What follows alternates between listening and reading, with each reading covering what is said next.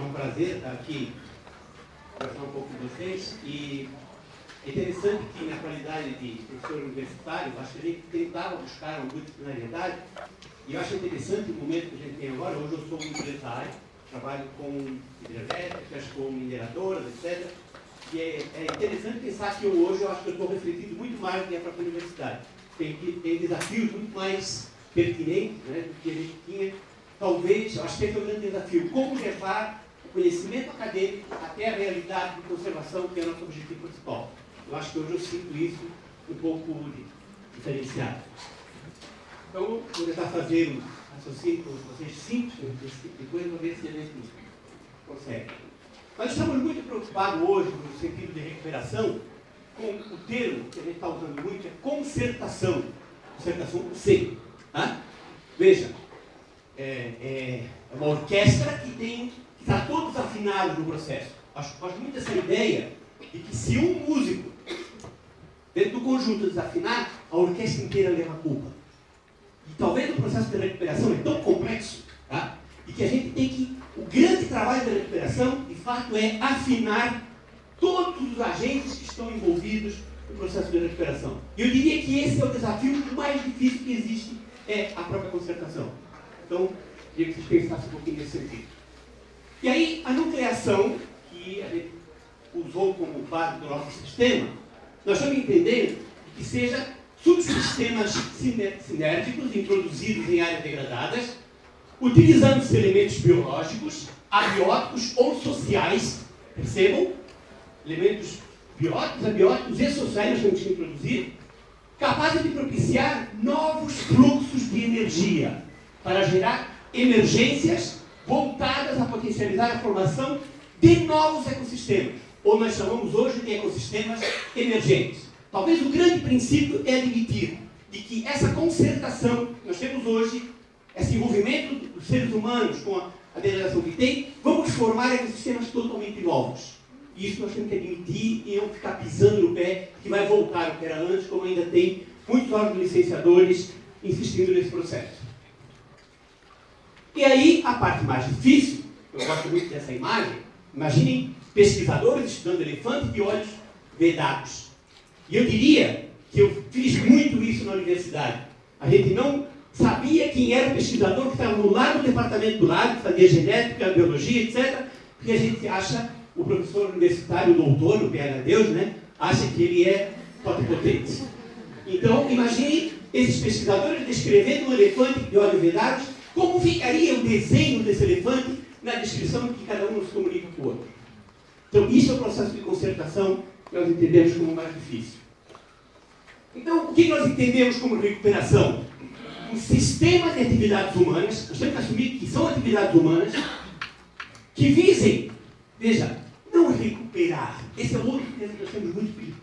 Somos utopia, nós não recuperamos um processo. Nós apenas propiciamos estruturas para a própria natureza se recuperar, ter melhores condições. Então, nós temos que jogar em cada processo de recuperação ter melhorias. Se você pode melhorar 10%, 20%, 30%, 40%, 50%, depende da capacidade que nós temos de trabalhar nesses ecossistemas. Nós pensamos sempre em melhorias. Isso muda a perspectiva, porque você vê que tem coisas que é impossível. Agora, você pode melhorar 1%, 2%, 3%, 4%, 5%. Isso tem que ser perspectiva de melhoria. Sugere-se que esse sistema de atividades tenha como base a concertação entre os setores envolvidos. Não tem sentido a gente ter grandes pesquisas inexequíveis. Esse é o desafio. Eu gosto muito, tem o pessoal de Visconde, trabalhando hoje forte em cima da recuperação de pradarias, um livro recente, um livro que a série publicou, e eu gosto muito dessa ideia, que nós temos que ter clareza daquilo que já é irreversível. O que é reversível num sistema que você pode recuperar e o que já é irreversível. Não ficar tentando. Você perdeu uma espécie, você perdeu o solo, isso é irreversível, gente. Você tem que evitar as irreversibilidades. Agora, se já é irreversível, se você não tem mais solo, você tem que assumir que o ecossistema vai ser a perda do solo. Como é que vai ser daqui para frente? Como é que é a neopedogênese quando você perdeu praticamente todo o solo? Quanto tempo leva? 400, 500, 600 anos?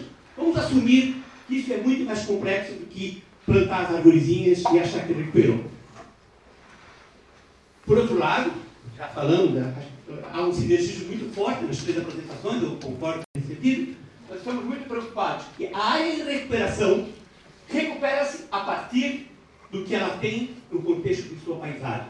Então nós temos que trabalhar no nível de pontual, quais são as realidades efetivas de degradação que nós temos no ponto, mas também trabalhar com as possibilidades desta paisagem que está ao redor, porque é ela que vai sempre ter a possibilidade de dizer quais são os processos reversíveis e irreversíveis dentro desta paisagem.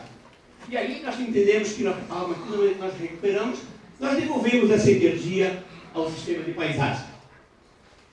E o foco principal, eu entendo que tem que ser, há uma tendência muito forte de achar que se recupera a biocenose. A biocenose se estrutura numa forte interação com o biótopo. Portanto, as degradações são praticamente muito mais efetivadas a nível de biótopo.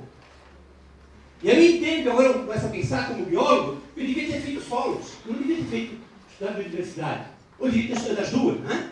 Porque quando você perde o solo, você não vai querer colocar biodiversidade, porque não vai ser plantado. Então, essa interação solo-planta, e ainda por cima, uma interação ecológica e também histórica do homem que atuou na biocenose e no biótopo ao mesmo tempo. Por isso, uma concertação. Isso é uma proposta da série, mas eu acho muito objetiva. E a gente critica muito os modelos que se tem como que a maioria, nós fizemos uma análise agora, por exemplo, dos projetos de recuperação dentro da FAP em Santa Catarina, 90% é Ctrl-C, Ctrl-V. E o cara não vai na área fazer um diagnóstico de verdade do que ele tem que recuperar. Então, nós estamos entendendo que esse modelo é muito importante da gente conhecer o ecossistema a ser restaurado, definir os objetivos claramente da sua restauração em cima da identificação das barreiras que esse ecossistema tem. E aqui, barreiras de regeneração é amplo. Barreiras envolvem, inclusive, a principal barreira vai ser sempre a questão social. Você define uma estratégia em função desse diagnóstico, você faz um monitoramento, porque você busca a sustentabilidade, que é uma utopia. Você tem que introduzir a melhor estratégia que leve, efetivamente, melhorias ao teu sistema. Sempre pensando no ideal, né? Queremos que botasse tudo, os bichinhos, brincando, etc. Só que o homem, para sobreviver, ele tem que truncar o ecossistema. Tem que produzir pinos, trigo, arroz, feijão, soja. Nós vamos administrar hoje, com certeza, o remanescente. Como manejar o remanescente e a produtividade? Então, isso é um novo ecossistema. Se nós não assumir isso, nós vamos sempre tentando, sabe, dar sopa do ponto de faca e não vai resolver o processo. Gosto muito do Morin, pensei algumas frases só para a gente pensar. É evidente que não é qualquer diversidade, de qualquer modo, em qualquer lugar, que pode produzir interações eco-organizadoras. Vejam, cada espécie que você introduzir, cada ação que você introduzir, o que interessa é se você está tendo interações. Você tem que ter clareza disso. Se não tem interação, aquela espécie vai ficar inútil, vai ficar uma ilha no sistema. Então não basta, eu gosto muito dessa ideia, de amontoar numa arca de Noé, eu estou colocando 80, 120 espécies, é muito comum isso, porque acabei de chegar numa mina agora, nós trabalhamos com 120 espécies no nosso viveiro. Mas elas se interagem? Elas têm função bem definida? A gente não sabe. Então não coloque aquilo que você não saiba do que é na realidade. Então vejam, eu diria que a maioria dos projetos de recuperação hoje no Brasil são arcas de Noé. E o Noé fica lá, doce faliente, se divertindo e o resto se dane. Né? Se planta, não cresceu, morreu, não sei porquê. Mas por que morreu? Porque você fez um diagnóstico da realidade? Você não fez. E vai bem de encontro à palestra anterior. Imagina, nós temos que recuperar uma área ciliar. Tá? Quando a gente olha pontualmente, a gente tem o olho fechado. Onde é que está inserida esta área que a gente quer recuperar? Então vamos entender os problemas que existem aqui, mas isso está inserido em remanescentes que nós temos na paisagem, atividades humanas na paisagem, animais silvestres e animais domésticos que estão na paisagem, a casinha do homem, e isso tudo tem uma nova conectividade. ter um novo fluxo de energia nesta paisagem. E é esse fluxo que nós temos que entender, porque é esse fluxo que vai permitir que haja, de fato, formação de interações eco-organizadoras. Então, nós temos que buscar funções. A gente conhece bem as funções. Uma floresta, chove, tem água, grande quantidade de água fica retida no topsoil, isso vai lentamente drenando, quase 50% dessa água volta na forma de evapotranspiração, e agora nós temos uma área que não tem mais essa floresta. Como fazer essas funções voltarem? Por quê? Água é o equilíbrio do ecossistema. Pensem em qualquer projeto de respiração, o primeiro ponto que você tem que ver, aonde está indo a água, está caindo. Qual é a função da água? Percolar ou evapotranspirar. Correr em cima do solo, problema. Isso tem que ser clássico para a gente. Então, a gente tem que procurar o tempo todo refazer esta função da melhor forma possível, introduzir melhorias para reproduzir esse processo. Então, nós temos um sistema de nucleação, e eu não vou ficar agora nesse momento detalhando. Você vai no final, eu tenho um site da nossa empresa, onde a gente tem várias publicações, explica todas essas técnicas. Eu prefiro que vocês vão olhar lá, tá? Mas nós estamos preocupados em diversificar os núcleos, o processo de nucleação. Transposição do banco de semente do solo. Talvez esse seja um dos pontos mais fantásticos, porque nós conseguimos levar para uma área espécies que nem existem às vezes mais na paisagem, mas ainda está guardado dentro do processo de banco de semente. Nós temos que introduzir abrigos para a fauna. A fauna não fica em lugar aberto, tem que fazer casa. E aí, nesse princípio, só para vocês entenderem, eu tenho uma simplificação, tá, do processo de recuperação, que a gente tem que fazer no processo de recuperação aquilo que a gente mais gosta de fazer no dia a dia. Lembra que você gosta mais de fazer no dia a dia? Comer, básico, fazer sexo e ter uma boa moradia. Então, casa, comida e sexo que introduz na sua área para recuperar. Resolve o problema. Ou seja, concentra energia, que se tem sexo tem aumento de populações, é isso que a gente quer. Como fazer isso? Formação de abrigos é muito importante. Poleiros artificiais conseguem fazer conectividade, nós temos dados aí de 1.200, 1.500 metros de pássaro voando de um remanescente para outro e pousando nos poleiros, deixando uma densidade de semente muito grande. E os poleiros não são locais de recrutamento de espécies, são grandes refeitórios dentro de uma área degradada. Não fiquem avaliando achando que vai recuperar um dia de baixo. Vai ser um grande refeitório. Mas você está introduzindo o que? Comida. Opa, vou voltar. Transposição da chuva de semente, introdução de mudas de vegetais funcionais. O que é funcional? O que eu seleciono? Espécies altamente herbivoradas, espécies com alto poder de atrair vários polinizadores, espécies com supercapacidade de atrair dispersores. Então não pode botar uma espécie porque eu achei ela bonitinha ou porque tem no viveiro, que é a coisa mais comum. Porque ela tem que ter uma função aonde você coloca. Inserção das informações etnobiológicas da região, gente. Talvez esse seja um dos pontos mais importantes. O homem tem que estar inserido e qual é que é o processo histórico na área e qual é o conhecimento que esse proprietário tem. Porque se você usar o próprio conhecimento do proprietário, ele vai assumir isso como parte integrante. Você vai consertar esse proprietário dentro do contexto. E concertação entre os atores sociais envolvidos. Acho que o grande problema que a gente tem hoje, a gente cada vez se detecta isso, ainda são os órgãos de licenciadores, porque eles têm que cobrar coisas executíveis e coisas que de fato tragam melhorias para a questão das áreas filiares. Transposição de solo, para ter minutos de estado, vou passar rápido. Os poleiros, anelamento de árvores exóticas pode servir como poleiros.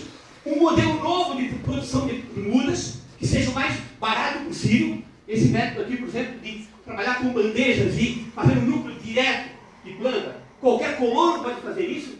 Nós sugerimos que os colonos não vá comprar muda, mas ele produz as suas mudas da forma mais simplificada possível. E todo o processo, a base de todo o elemento tem sido da nucleação, que nucleação são formas de concentração de energia. Então, a teoria do Prigogine, de superfícies côncavas e convexas, tem sido o nosso carro-chefe. Onde você tem superfícies que dissipam energia e superfícies que concentram energia. Veja, um poleiro, uma transposição de solo, tudo são o quê? Rugosidades nessa paisagem. Quanto mais heterogêneo for o ambiente, maiores são as probabilidades de se criar novos nichos nesse contexto. Só uma coisa rápida de transposição, no caso aqui de concavidades, côncavas e convexas, para reter água, tá? Criando pequenas bacias, aqui uma chuva com 150 milímetros, e no dia seguinte essa água percolou. Quer dizer, água não pode escorrer sobre o solo. Bote isso como princípio básico. Todo o processo de criação nosso está hoje baseado em criar rugosidades, criar superfícies diferenciadas e fazer a água percolar no solo. Uma paisagem recuperada com essas superfícies irregulares. E, Pedro percebeu o sentido, eu acho que numa palestra a gente tem que mais gerar possibilidade de vocês buscarem conhecimento, que esse é o processo principal da concertação. Quero dizer para vocês que a gente tem, nossa empresa tem um site, onde a gente tem vários livros, várias cartilhas, inclusive recentemente o Ministério Público de Santa Catarina, que tem uma preocupação muito forte com água, assumiu todo um trabalho com pequenos proprietários e proprietários rurais. Tem uma cartilha lá de como os proprietários rurais poderiam atuar, fazendo nucleação, sem depender de viveiros, sem depender de muitos recursos, de forma extremamente barata, mas que eles se envolvem no processo. Então isso está disponível lá. E a minha principal ideia é deixar essa mensagem básica que nós temos que introduzir melhorias da área degradada, melhorias que envolvam biótico, biocenose e o setor social. Se vocês conseguirem isso, de fato, vocês vão conseguir fazer uma concertação introduzindo novas energias. E na forma simplificada, casa, comida, sexo e morte. Porque a morte gera, produzir a parte final, né? Que gera o produto de energia. Muito obrigado.